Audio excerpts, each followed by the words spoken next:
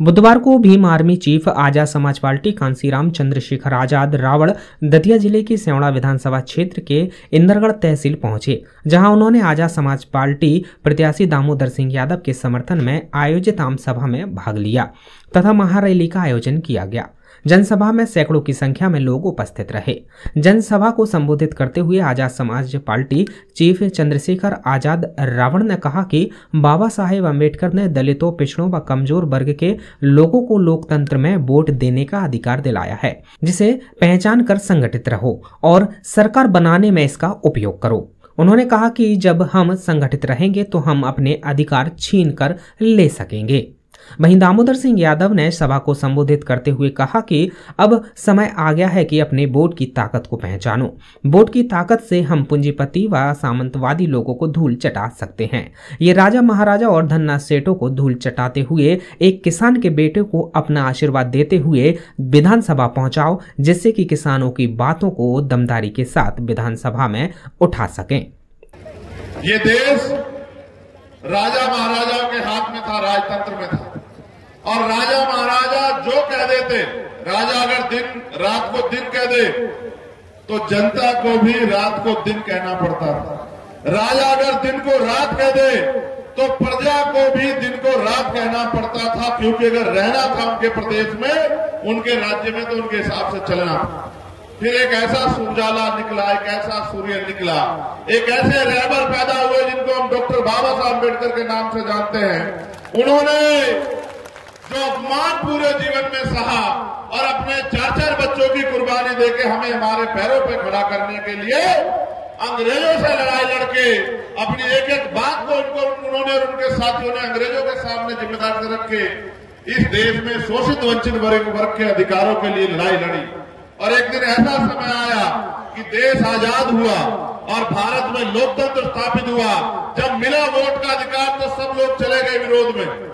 कोई कहता वोट का अधिकार उसको मिले जो जमींदारी करता है, कोई कहता उसको मिले जो व्यापारी है, कोई कहता उसको मिले जो बहुत पढ़ा लिखा है, कोई कहता उसको मिले जो लगान देता है। डॉक्टर बाबा साहब अम्बेडकर ने कहा कि अगर चंद लोग फैसला करेंगे कि उनका नेता कैसा होगा, उनका विधायक कैसा होगा, उनका सांसद कैसा होगा, तो ये लोकतंत्र नहीं होगा।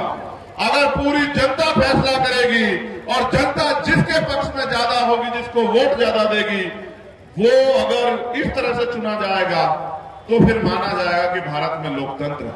सम्मानित साथियों, ऐसा ही हुआ।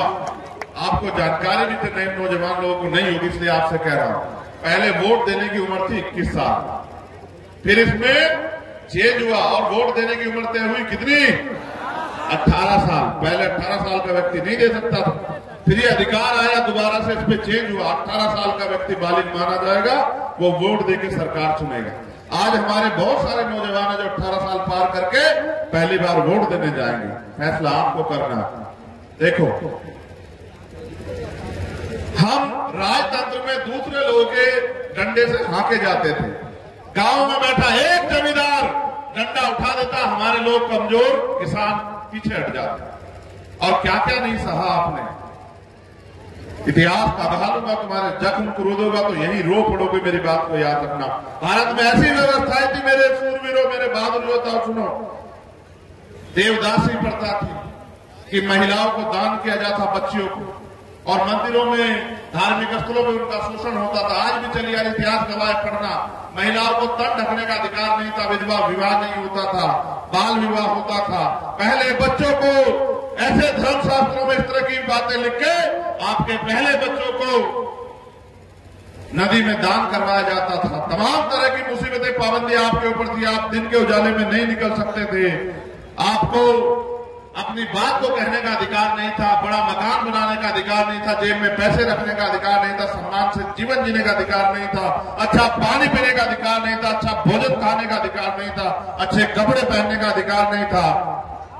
आपको खेत में भी कोई घुसने नहीं देता था। फिर आया लोकतंत्र, भारत का संविधान, एक ऐसा उजाला 26 जनवरी 1950 को कि देश का हर एक नागरिक बराबर। लेकिन जब संविधान सभा में बाबा साहब अम्बेडकर स्पीच दे रहे थे तो उन्होंने कहा कि राजनीति में वन वोट वन वैल्यू, राजनीति में तो बराबरी हो जाएगी, लेकिन जब तक देश में सामाजिक गैर बराबरी रहेगी, जाति के आधार पर छुआछूत भेदभाव रहेगा, ऊंच नीच रहेगी और आर्थिक गैर बराबरी रहेगी। अगर हमने इस विषमताओं को दूर नहीं किया तो अंततः संविधान जो है ये लोकतंत्र, राजनीतिक लोकतंत्र, सामाजिक लोकतंत्र नहीं बन पाएगा और एक समय ऐसा आएगा कि हमारे लोकतंत्र पे खतरा मंडरा जाएगा। अब गौर करो कैसे आया खतरा।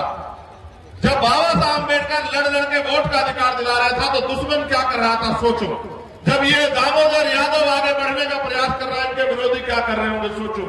इनके विरोधी ने क्या किया, इनके खुद की जाति का एक प्रत्याशी एक पार्टी से उसको पैसा दिलाकर टिकट दिलवा दिया कि आजा लड़, हरा दे दामोदर को किसी तरह से। ये षड्यंत्र है।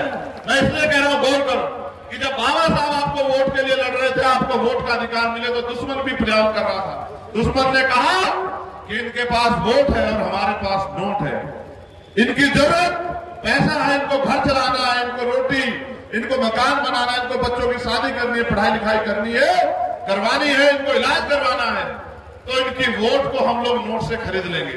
और बाबा साहब अम्बेडकर लंबे समय प्रयास करते रहे कि वोटों की बिक्री बंद हो जाए, क्योंकि आर्थिक गैर बराबरी थी।